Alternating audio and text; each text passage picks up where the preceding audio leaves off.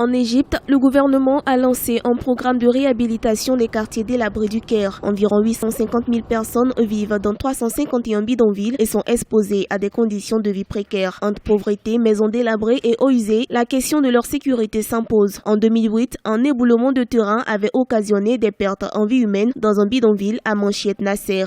Depuis, le gouvernement a déclaré que la priorité était de les recaser.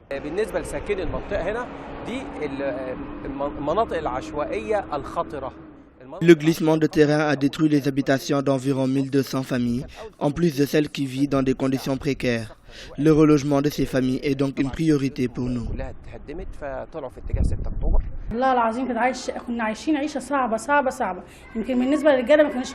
Nous vivions dans des conditions très difficiles. Je devais aller chercher de l'eau très loin, me déplacer péniblement, ce qui était épuisant pour moi. Mais dans cette nouvelle maison, nous avons accès à l'eau potable de très bonne qualité. En 11 mois, 12 000 appartements ont été construits. Le gouvernement qui a prévu 20 000 logements compte achever la troisième phase du projet en 2017. Mais l'accès à ces habitations ne dispense pas les habitants de s'acquitter d'une redevance mensuelle destinée à l'entretien. Une redevance qu'ils pourront couvrir grâce à l'ouverture d'un centre de formation professionnelle avec offre d'emploi. L'État a également prévu de moderniser des établissements informels et de réfectionner certains bâtiments.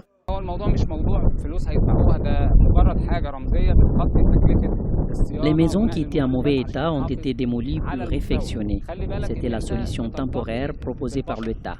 Et ceux qui vivaient dans des zones à haut risque ont été déplacés vers de nouvelles maisons. Les efforts du gouvernement devraient aboutir ces 3 prochaines années à la construction de nouveaux logements dans le pays. Le projet coûtera environ 1,58 milliard de dollars.